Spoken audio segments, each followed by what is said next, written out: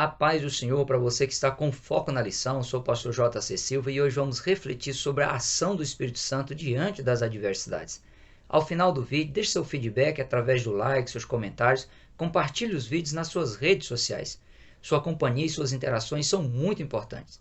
Eu tenho observado que apenas em torno aí de 24% dos inscritos estão recebendo as notificações. Tão importante quanto você se inscrever é acionar o sininho para receber as notificações. Em sendo possível, diga de onde você é.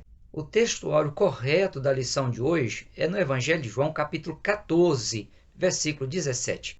O Espírito da verdade que o mundo não pôde receber, porque não o vê nem o conhece, mas vós o conheceis, porque habita convosco e estará em vós. Na verdade aplicada, o bispo Samuel Ferreira, que é o comentarista das lições deste trimestre, ele ressalta que é por meio da ação do Espírito Santo que experimentamos a dimensão divina e conseguimos vencer as adversidades. O texto de referência está no Evangelho de João, capítulo 14, versículos 16 a 17. Nesse texto, Jesus instrui sobre a intervenção junto ao Pai no envio do Espírito Santo Consolador. Seria algo diferente de tudo que o ser humano experimentou, assistiria os discípulos em todas as circunstâncias, seria o elo de ligação entre eles e Jesus, os faria ter reconhecimento pleno de que Jesus faz parte da mesma essência do Pai, convive com os discípulos e os discípulos com Jesus. Jesus ainda garante que voltará. A ação de alguém em benefício de outra pessoa diante das adversidades só pode ocorrer se quem for empreender a ação benéfica tiver a empatia com quem precisa ser beneficiado. Se o beneficiário der liberdade ao benfeitor, facilitando assim a sua ação. E para dar liberdade, quem se beneficia da ação deve confiar em quem vai agir. Isso só é possível se houver aí um relacionamento sólido e íntimo entre quem pode beneficiar e quem pode ser beneficiado.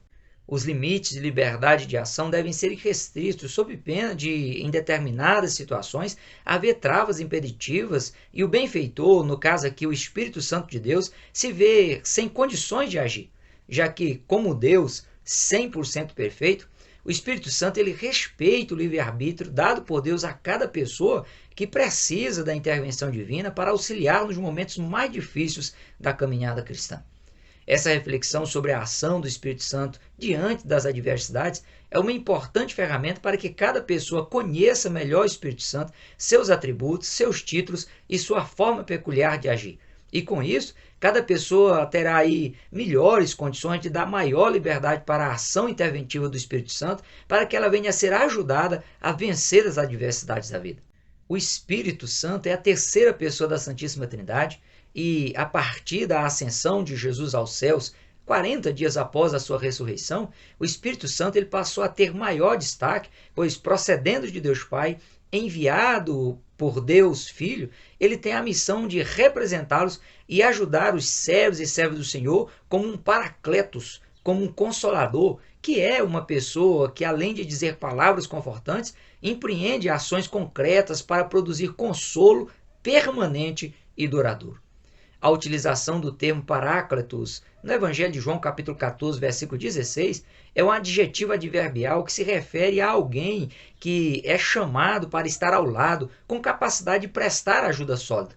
Um líder conselheiro, um provedor, um eficiente treinador capaz de preparar os seus aprendizes para alcançar propósitos específicos e promissores. Uma pessoa experiente, convocada para auxiliar em tarefas impossíveis de serem realizadas de forma isolada pelo ser humano. Um excelente exemplo do que Jesus estava prometendo aos discípulos, à sua igreja, é a forma como o Espírito de Deus, como o Espírito Santo era conhecido no Antigo Testamento, capacitava os profetas a receber as revelações de Deus e repassá-las às pessoas. É o Espírito Santo quem advoga as causas dos servos e servas de Deus. Essa função do Espírito Santo fica bem clara em Romanos capítulo 8, versículo 26, onde Paulo declara que, da mesma maneira, também o Espírito ajuda nas nossas fraquezas, porque não sabemos o que havemos de pedir como convém, mas o mesmo Espírito intercede por nós com gemidos inexprimíveis. O ato de interceder realizado pelo Espírito Santo pode ser comparado com o que ocorria e ocorre nos processos jurídicos, tanto no antigo quanto na atualidade, nos quais a pessoa que exerce a função de advogado, ele intercede junto ao juiz no tribunal, buscando a justificação do réu, Ou seja, o advogado ele intervém para justificar e convencer o juiz da necessidade de a pessoa, por ele representada, ser favorecida na situação adversa que se encontra. Como o ser humano não consegue se expressar adequadamente ante Deus para ser favorecido e ao final ser abençoado e absolvido, o Espírito Santo, como advogado, como intercessor, se torna o responsável direto pelas intercessões, pela busca de concessões divinas em prol do cristão, pelos raios da luz da esperança que revigoram, fortalece a pessoa e capacita a pessoa a prosseguir adiante.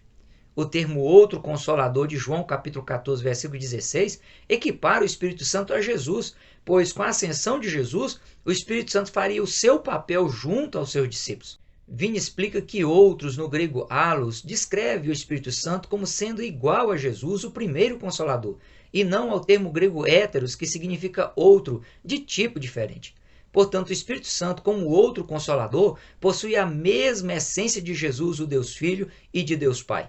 Por isso, o Espírito Santo ele é capaz de sentir compaixão, sentir a dor de quem precisa se beneficiar da ação divina e interceder, advogar a sua causa diante de Deus. O apóstolo João reforça essa linha de entendimento ao se referir a Jesus em 1 João capítulo 2, versículo 1, como sendo Paráclitos, consolador, intercessor, interventor, advogado. De fato, somos consolados e confortados pelo Espírito Santo, pois como Deus, ele é o único capaz de exercer essas funções com desprendimento total, pleno e perfeito, como mostra a tradução da Bíblia do hebraico para o grego koiné, conhecido como Septuaginta. Na versão da Septuaginta, se utiliza do grego Paráclitos no Salmo de números 40, verso 1 e 2, e Salmo de número 70, versos 21. Para expressar aí a ação divina para beneficiar seus servos e suas servas com consolo e com conforto nas vidas física e espiritual. Esperei com paciência no Senhor, e ele se inclinou para mim e ouviu meu clamor. Tirou-me de um lago horrível, de um charco de lodo, pôs os meus pés sobre uma rocha, firmou os meus passos, e pôs um novo cântico na minha boca, um hino ao nosso Deus. Muitos o verão e temerão e confiarão no Senhor. Aumentarás a minha grandeza e de novo me consolarás. O bispo Samuel Ferreira ele frisa que este consolo e conforto é sempre um ato de capacitação que faz com que o fiel se ponha de pé e enfrente os obstáculos, superando todas as dificuldades, como foi o caso do profeta Jeremias, que enfrentou momentos de profunda tristeza e sofrimento para entregar ao povo de Israel a mensagem de arrependimento e de juízo divino. Ele conseguiu superar todas as adversidades de forma resiliente, pois Deus sempre o confortava e o capacitava a seguir triunfante. O apóstolo Paulo, ressaltando que Deus não nos deu espírito de temor, mas de fortaleza e de amor e de moderação, ele deixa evidente que é indispensável a ação do Espírito Santo na vida do ser humano para que o ser humano possa superar as adversidades da vida. O bispo Samuel Ferreira ele chama a atenção para o papel da igreja como agente de Deus na terra, pois é por meio da igreja, que é templo e habitação do Espírito de Deus, que as pessoas devem ser acolhidas, consoladas e confortadas. E na igreja, onde o Espírito Santo tem liberdade de ação e atuação, não pode haver individualismo ou competição visando aí realçar as habilidades humanas. Na igreja, as pessoas devem encontrar apoio e também o suporte para se tornarem mais que vencedoras em Cristo Jesus, principalmente nesses momentos no qual o mundo está passando, assolado por crises econômicas, nas questões morais e éticas, como também crise na saúde com a pandemia da Covid-19. Como instrumento nas mãos do Espírito Santo, a ordem para a igreja é: alegrai-vos com os que se alegram e chorai com os que choram. A fim de efetivar o consolo e conforto ao cristão, o Espírito Santo deve ser visto e tratado como sendo o principal orientador da pessoa, evitando assim distorções quanto ao que a pessoa deva acreditar de fato como sendo verdades absolutas que vão promover soluções sustentáveis nos momentos de adversidades, sem gerar consequências futuras destruidoras para a pessoa ou para outras pessoas. Como Deus, o Espírito Santo é a pessoa ideal para orientar o cristão a viver em harmonia com a vontade de Deus, conforme expresso nas páginas sagradas. Até que todos cheguemos à unidade da fé e ao conhecimento do Filho de Deus, a varão perfeito, à medida da estatura completa de Cristo, para que não sejamos mais meninos inconstantes, levados em roda por todo o vento de doutrina, pelo engano dos homens que com astúcia enganam fraudulosamente. A ação do Espírito Santo na vida de Jesus, ela foi dinâmica. Envolveu não só a vida, mas também todo o ministério de Jesus, pois a semelhança de cada cristão, Jesus ele era um ser humano comum e em momento nenhum ele se utilizou de seus atributos divinos para desenvolver sua vida e também o seu ministério na terra. A fecundação do óvulo em Maria para que Jesus se manifestasse ao mundo foi fruto da ação do Espírito Santo. Em Lucas capítulo 1, versículo 35, o anjo disse-lhe: descerá sobre ti o Espírito Santo, e a virtude do Altíssimo te cobrirá com a sua sombra, pelo que também o santo que de ti há de nascer será chamado Filho de Deus.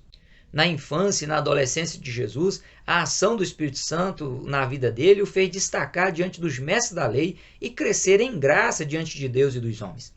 Após o seu batismo feito por João Batista no Rio Jordão, como forma de testemunho público da ação do Espírito Santo na vida de Jesus, as pessoas viram o Espírito de Deus descer sobre Jesus na forma corpórea de uma pomba. Após Jesus passar 40 dias de jejum, foi o Espírito Santo que o conduziu ao deserto e esteve com ele para ele ser tentado pelo diabo. Tudo o que fez e na forma como fez só foi possível pela ação do Espírito Santo que o capacitou a ir até as últimas consequências e encarar a cruz a maior adversidade que uma pessoa poderia suportar na sua época. Em Lucas capítulo 4, versículos 18 e 19, lendo no livro do profeta Isaías uma profecia alusiva a ele mesmo, Jesus diz: o Espírito do Senhor é sobre mim, pois que me ungiu para evangelizar os pobres, enviou-me a curar os quebrantados do coração, a apregoar liberdade aos cativos, a dar vista aos cegos, a pôr em liberdade os oprimidos, a anunciar o ano aceitável do Senhor. Após a sua ressurreição, Jesus ele assoprou sobre os seus discípulos e disse-lhes: recebei o Espírito Santo. Os discípulos eles representavam a igreja que ao longo da história vem experimentando o que Jesus experimentou enquanto um ser humano comum, por obra exclusiva do Espírito Santo de Deus, em cumprimento à sua promessa em Lucas capítulo 24, versículo 49, onde Jesus disse: sobre vós envio a promessa de meu Pai. Ficai, porém, na cidade de Jerusalém, até que do alto sejais revestidos de poder. E em Atos capítulo 1, versículo 8, onde Jesus disse: recebereis a virtude do Espírito Santo que há de vir sobre vós, e ser-me-eis testemunhas, tanto em Jerusalém como em toda a Judeia e Samaria, e até os confins da terra. Além disso, o bispo Samuel Ferreira, ele chama a atenção para o fato de que o cristão é filho de Deus por adoção por meio de Jesus Cristo. Contudo, somente por meio da ação auxiliadora do Espírito Santo é que o cristão ele pode receber a comunicação da filiação divina. Paulo esclarece em Romanos capítulo 8, versículos 16 e 17 que o mesmo Espírito testifica com o nosso Espírito que somos filhos de Deus e que, se nós somos filhos, somos logo herdeiros, também herdeiros de Deus e co-herdeiros de Cristo, se é certo que com ele padecemos, para que também com ele sejamos glorificados. É o Espírito Santo de Deus quem vivifica a pessoa no mundo espiritual e habilita a pessoa a ter a certeza da redenção eterna por ele estar em Cristo Jesus, em quem também vós estáis, depois que ouvistes a palavra da verdade, o evangelho da vossa salvação, e tendo nele também crido, fostes selados com o Espírito Santo da promessa, o qual é o penhor da nossa herança para a redenção da possessão de Deus, para louvor da sua glória. Como penhor, o escritor Barclay, ele afirma que o Espírito Santo ele é a garantia antecipada, é o primeiro sinal de Deus sobre a salvação eterna do cristão. Ainda quanto à ação do Espírito Santo na vida do cristão, é ele quem condiciona o cristão a viver dentro, de acordo com os princípios morais e éticos instituídos por Deus. No Evangelho de João, capítulo 16, versículo 13 e 14, Jesus disse aos seus discípulos: quando vier aquele Espírito da verdade, ele vos guiará em toda a verdade, porque não falará de si mesmo, mas dirá tudo o que tiver ouvido e vos anunciará o que há de vir. Ele me glorificará, porque há de receber do que é meu e vos-lo há de anunciar. Como a salvação oferecida por Deus na pessoa de Jesus Cristo só pode ser concretizada dentro de uma parceria entre Deus e o ser humano ele precisa responder positivamente ao chamado de salvação e se permitir ser guiado e orientado pelo Espírito Santo de Deus. Para o escritor Orton, esse processo ele se evolui na medida em que o cristão estuda cuidadosamente a Bíblia Sagrada sob a orientação do Espírito Santo. Atuando na vida do cristão, o Espírito Santo, ele ensina, dá condições de entendimento e percepções de todas as coisas e traz a lembrança de tudo quanto Jesus disse, e a pessoa, ela tomou conhecimento por estudar a palavra de Deus ou por ver ou ouvir as ministrações cristocêntricas. Ao cristão cabe absolver o ensino bíblico cristão, internalizando-o como verdade absoluta e demonstrar na prática que de fato aprendeu. Assim como ocorreu com os discípulos que inicialmente não entenderam algumas coisas a respeito de Jesus, mas após a sua ressurreição vieram a entender, tendo em vista aí que eles receberam o Espírito Santo, ainda hoje, quaisquer dúvidas, elas são esclarecidas pelo Espírito Santo de Deus por meio das Escrituras Sagradas. Por último, e não menos importante, é a ação do Espírito Santo na vida do cristão, na condição de salvo, na condição de membro do corpo de Cristo, que é a igreja, que o condicionará a ressuscitar dos mortos completamente incorruptível e glorificado. Quanto à ação do Espírito Santo revelada por meio dos títulos pelos quais ele é tratado ao longo das páginas sagradas para agir e auxiliar na vida de todo aquele que crer em Jesus, o primeiro título é o Espírito da vida. Assim como no princípio Deus soprou o seu Espírito de vida, possibilitando ao ser humano se tornar alma vivente, é o Espírito Santo quem capacita o ser humano a ter vida espiritual, entrar em um relacionamento íntimo com Deus, desfrutar da sua comunhão e o integra na comunidade do reino de Deus. O apóstolo Paulo atrela essa realidade ao fato de que todos nós fomos batizados em um Espírito, formando um corpo, quer judeus, quer gregos, quer servos, quer livres, e todos temos bebido de um Espírito. O bispo Samuel Ferreira, ele pondera que a igreja é um organismo vivo e dinâmico por ter dentro de si o Espírito da vida, que habilita os membros que integram a igreja a serem templo e habitação do Espírito de Deus. O Espírito Santo é o doador das vidas física e espiritual, por isso ele é chamado de Espírito de vida. Caso a pessoa não concorde com a ação do Espírito Santo de Deus em si, mesmo pela omissão em não procurar viver em harmonia com ele, ou por decisão pessoal em entristecer o Espírito Santo, é uma demonstração de ingratidão. E esse comportamento faz com que a pessoa perca a vida espiritual tão necessária para a pessoa acessar e passar a eternidade com Jesus. O segundo título trazido para análise pelo bispo Samuel Ferreira é o Espírito da Verdade, numa alusão ao fato de que, tendo em vista que Jesus é a verdade e que além de o Espírito Santo ter a mesma essência divina de Jesus, o Deus Filho e de Deus Pai, o Pai e o Filho foram quem revelou o Espírito Santo para ser o seu representante direto na terra por meio da igreja.